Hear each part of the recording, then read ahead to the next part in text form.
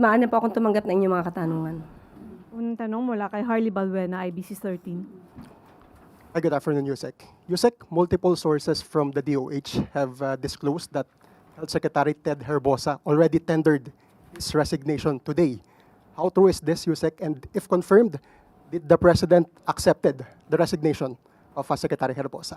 Meron po tayong anunsyo na babasahin. Itinalaga ni Pangulong Ferdinand R. Marcos Jr. ngayong araw bilang kalihim ng Department of Health si Dr. Jose S. Pujalte Jr. Baon ang malawak na karanasan at natatanging pamumuno bilang doktor, hospital administrator, guro at lingkod bayan na may mahigit na 3 dekada sa pagsusulong ng pampublikong pangkalusugan. Naging bahagi ng DOH si Dr. Pujalte Jr. taong 1991 at natapos ang kanyang orthopedic residency sa Philippine Orthopedic Center noong 1994. Nagtapos si Dr. Pujalte Jr. sa kursong medisina sa University of the Philippines College of Medicine at kalaunan ay nagtamo ng master's degree sa Hospital Administration mula sa Ateneo Graduate School of Business. Noong 2008, kinilala rin bilang Career Executive Service Eligible, isang patunay ng kanyang kakayahan at kahandaan sa parehong larangan ng paggamot at public administration. Nagsilbi rin siyang guro sa University of the Philippines, Manila, FEU Nicanor Reyes Medical Foundation at San Beda College of Medicine. Sa kanyang pagpasok sa DOH, inaasahang pangungunahan ni Dr. Pujalte Jr. ang ahensya sa pagpapatuloy ng mga hakbang ni Pangulong Marcos Jr. upang higit na mapatatag ang healthcare system sa bansa, maisulong ang dekalidad na serbisyong pangkalusugan at maisulong ang mabuting kalusugan para sa lahat. May bago na po tayong Health Secretary. Yusek, follow-up, si Secretary Herbosa po ba ay nag-resign or siya po ay sinibak ng Pangulo? Nag-resign po siya dahil po sa kanyang kalusugan. How about po yung multiple graft complaints na hinaharap niya sa ombudsman? May kinalaman po kaya yan sa pag-resign niya? Hindi po nabanggit at patungkol po dyan at ang isinaalang-alang po ng Pangulo ay ang kanyang kalusugan. Okay. Sunod na tanong mula kay Ivy Reyes, Billionaire News. Yusek, good afternoon. Former Budget Chief Pangandaman was named CEO and chairman of the country's only Islamic bank, which is also a GOCC. Bakit po inappoint ni Presidente si former Secretary Pangandaman? Wala naman po sigurong masama kung i-appoint po niya ang isang tao sa tingin niya ay makakapagtrabaho na maayos. But no less than former DBM Yusek Shalom Magno questions disappointment kasi never daw pong inimbestigahan si Pangandaman for the flood control scandal. Is the palace concerned or not concerned about the backlash of reappointing secretaries who were part of the scandal? Naging bukas naman po ang administrasyon sa pag-iimbestiga.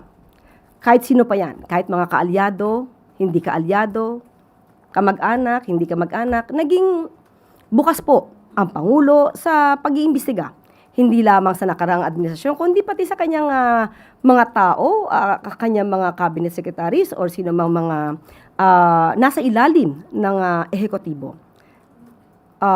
Na bukas pa rin po ang pag-iimbestiga. Kung mayroon mang kinalaman ang sino man, ay patuloy lang ang pag-iimbestiga. Sunod na tanong mula kay Ivan Mayrina, GMA 7. Yusek, ibig sabihin po ba nitong appointment na ito ay walang kasalanan sa flood control scandal ang dating budget secretary sa mata ng Pangulo? And that she now enjoys the trust and confidence of the President enough for a new government post? Iba naman po ang usapin po kasi ng patungkol sa anomalya, sa flood control projects. Kung meron po sila nakikita mga ebidensya laban kay dating Secretary Amina Pangandaman, bukas po ang Pangulo sa anumang klase ng pag-iimbestiga. So, hindi naman po ibig sabihin ito na inaakusahan ng Pangulo, hinuhusgahan ng Pangulo, O inaabsuelto? o inaabsuelto ng Pangulo. Hindi po ito usapin patungkol sa flood control project.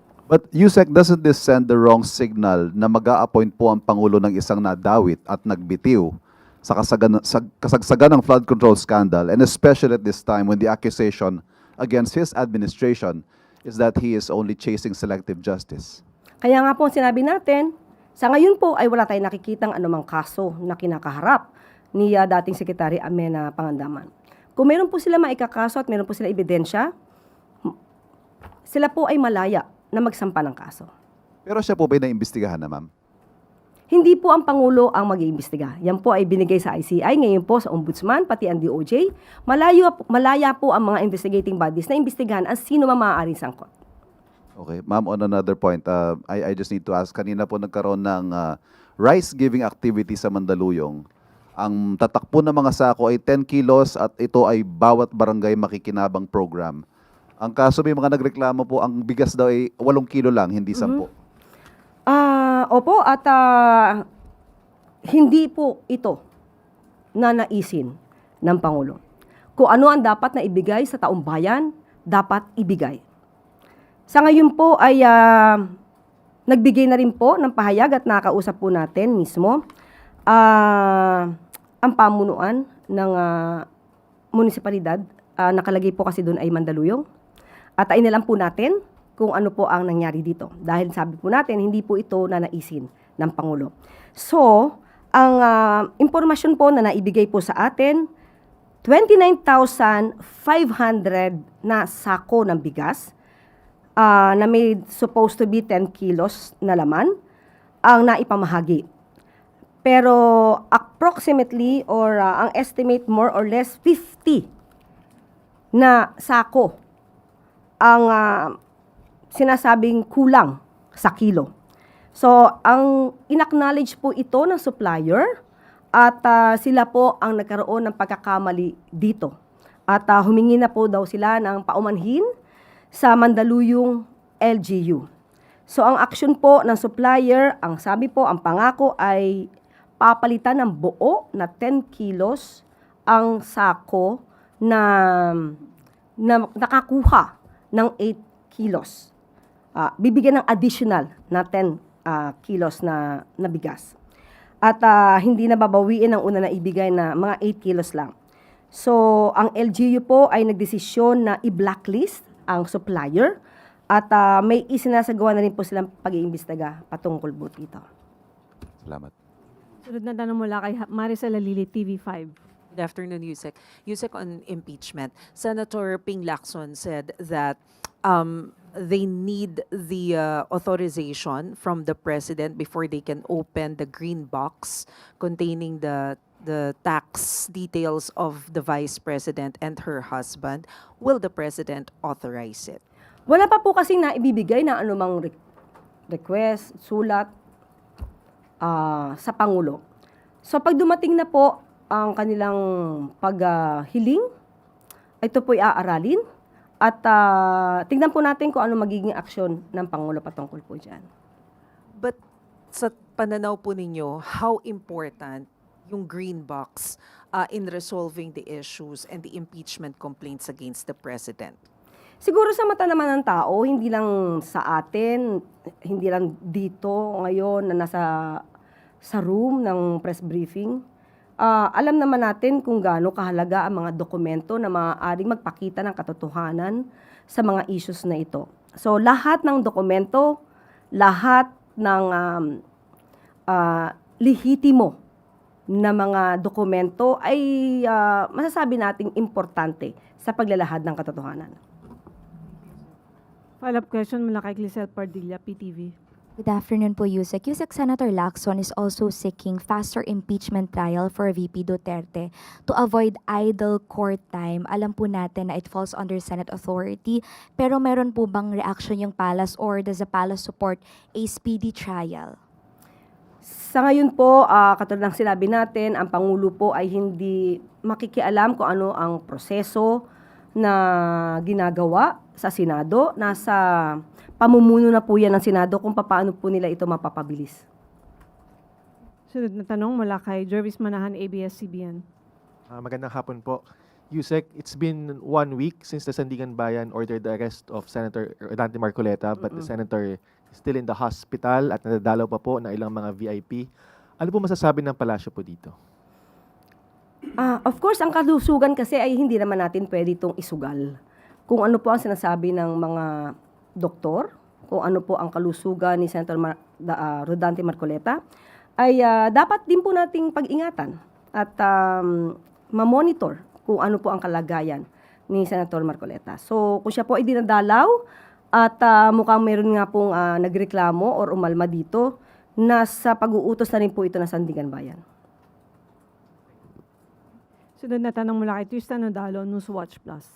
Hi, Yusek. Good afternoon. Balikan ko lang po ng kaunti yung naging panayam kay Mayor Baste Duterte sa Dahig kung saan sinabi niya nga po that the goal of the impeachment was to prevent the Vice President from running in the 2028 bid. Sinabi niya rin po in that interview na 3 taon daw pong pinagplanuhan o kampanya itong impeachment para talaga hindi raw po makatakbo si Vice President. Ano pong response ng palasyo sa ganitong akusasyon na matagal pong pinagplanuhan? 3 years pagkapanalo pa lang ng Vice Presidente? Sabi niya po, simula nung nagkaroon, most likely, sabi niya, 3 years itong ginawang campaign para ma-impeach si Vice President. Kaya nga, ibig sabihin, pagkapanalo pa lang niya ng pagka-Vice Presidente, pinaplano na ng Vice Presidente yung tumakbong presidente? Ganun yung lumalabas kasi pinagpaplanuhan na siya para hindi siya makatakbo. Pero kung alam pala nila na 3 taon na itong pinagpaplanuhan, kung totoo yung kanyang sinasabi, dahil wala tayo nakikitang anumang ebidensya, kung totoo man ito, di sana mas naging maingat sana ang Vice Presidente sa paggamit ng kanyang confidential funds at hindi rin naabuso ang mga pondo tungkol sa mga ghost vouchers. Babalik tayo ulit sa ghost vouchers, ghost food packs na nakita ng COA. Kung alam niya na nila ito, hindi ba dapat mas naging mas masipag ang Vice Presidente at hindi puro pangingimang bansa? At sana hindi na rin siya umalis at that time nung merong bagyong Katrina at nanood ng concert ni Taylor Swift. Diba? Kasi definitely mai-issue sa kanya to. Kung balak niya palang tumakbo, pagkapanalo pa lang ng Vice Presidente, ay balak na pala niyang tumakbong pagka-presidente. So, kasi hindi ka naman magpaplano na hindi siya tumakbo kung wala naman siyang balak tumakbo. But still, ang pinag-uusapan ngayon dito is it's about transparency, accountability. May mga issues na dapat sagutin at hindi ito para hindi patakbuhin ang Vice Presidente. Bakit? Dahil kung mayroong sapat na ebidensya ang Vice Presidente para iligtas niya ang sarili niya sa mga issues na ito, hindi siya mapipigilan sa pagtakbo. Lalong-lalo naman, marami naman siyang kaalyado sa Senado. Follow-up lang din po still kay Mayor Baste. Lumabas po kasi yung sa issue ng Romanov po, di ba? But it can be reference pala na as early as 2024, si Davao City Mayor Baste Duterte ang unang nagsabi ng about sa mga Romanov. Sabi niya po in a Davao event, before you go to bed, think of the Romanovs, maybe you'll reconsider the direction that you are taking. Pero this time, sa impeachment, ginagamit naman po ng camp ng Vice President yung Operation Romanov to justify yung statements that she made against the President. May any inconsistency po ba kayong nakikita in terms of using this Romanov reference? Yeah, tama ka, Tristan. Una na dinig ang salitang Romanov sa bibig mismo ni Mayor Baste Duterte. January 2024. At nandoon na ang pagbabanta sa ating Pangulo. Sinimulan ito ni dating Pangulong Duterte, sinundan ni Mayor Baste Duterte. Pumangatlo ang Vice Presidente. Lahat sila nagbanta sa buhay ni Pangulong Marcos Jr. Kaya makikita natin kung bakit walang ebidensyang lumalabas sa ngayon ang Vice Presidente patungkol sa grave threats or death threats na kanyang binanggit nung panahon ng siya ay matatawag na nagmura at nagbanta sa Pangulo. Dahil malamang ay hindi niya rin alam na itatanong siya sa kanya ito. At doon pa lang sa kanyang sagot ay wala siyang man lang binanggit patungkol sa siguradong or konkretong ebidensya tungkol sa death threats. So, with that, mahihirapan siyang i-prove ang death threats at wag lang mag-resort to making up another documents. Last na lang po, on the arbitral award anniversary kahapon po, 'di ba? The Philippines mark a decade since the country won its landmark case.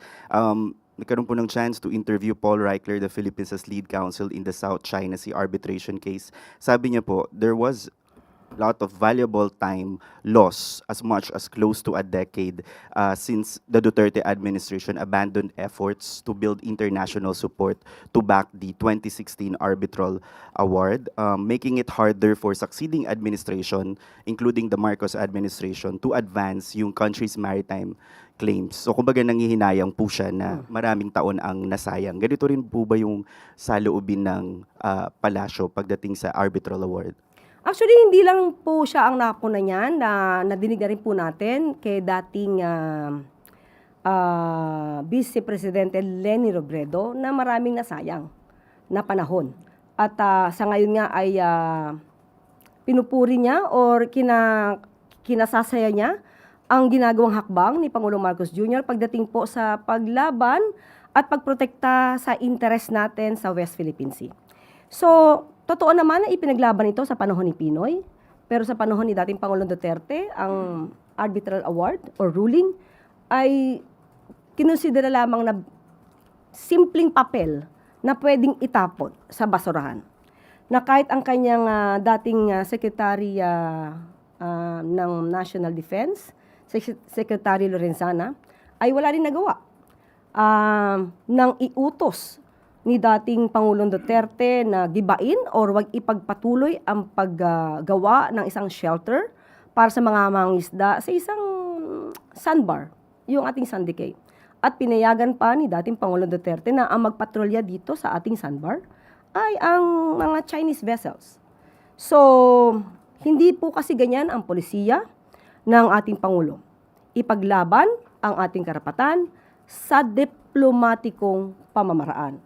Kung natatandaan niyo po, September 2023, nung nagkaroon at naglagay ng floating barriers ang China Coast Guard, iniutos po ng Pangulo na ito ay tanggalin para sa kabutihan din po ng ating mga mangingisda.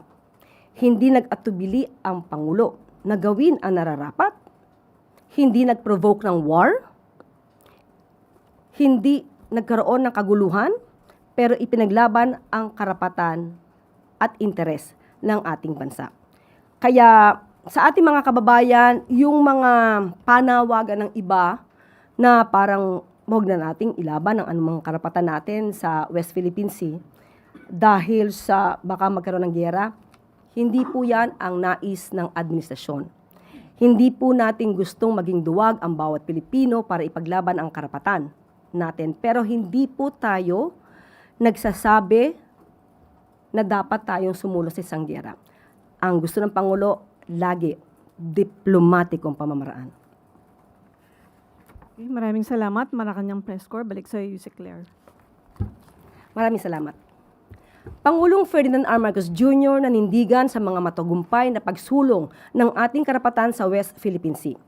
Sa isang diplomatikong reception na iniraos nitong nakaraang Biyernes, July 10, sa Conrad Hotel, hinimok ni Pangulong Marcos Jr. ang lahat ng Pilipino na itaguyod ang 2016 arbitral ruling. Lahat ng Pilipino. Dahil ang ipinaglalaban ng Pilipinas ay hindi lamang ang kapakanan ng bansa, kundi maging ang ating mga kababayan.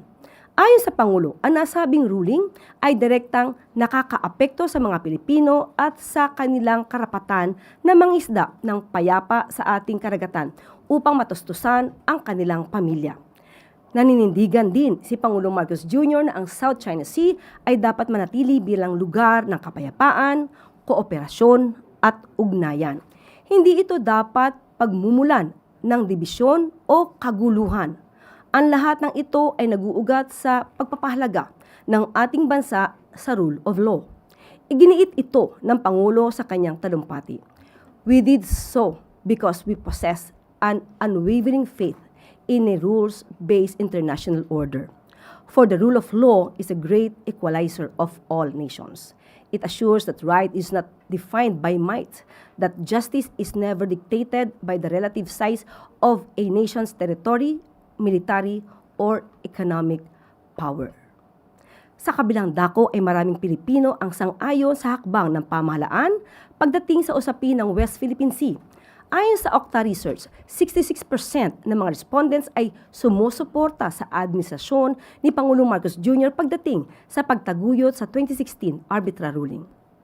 Isa itong malaking tagumpay sa ating patuloy na pakikipaglaban para sa ating soberanya at karapatan sa ating mga karagatan.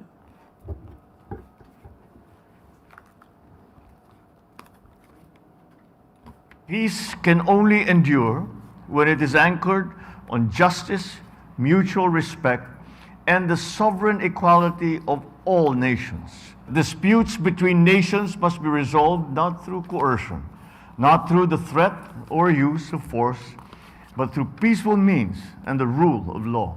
Our nation chose dialogue over confrontation, law over intimidation, and peace over conflict.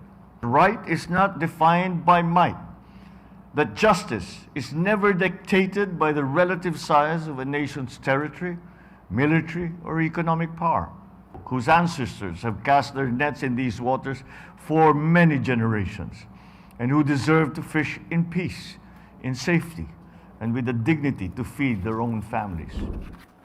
At bago po tayo magtapos, mayroon pa po tayong isang anunsyo.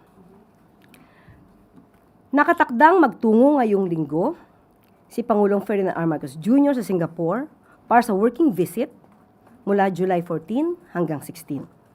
Bahagi ito sa pagsulong ng pamahalaan sa mas matatag na bilateral relations ng Pilipinas at Singapore na magsisilbing susunod na chair ng Association of Southeast Asian Nations sa susunod na taon.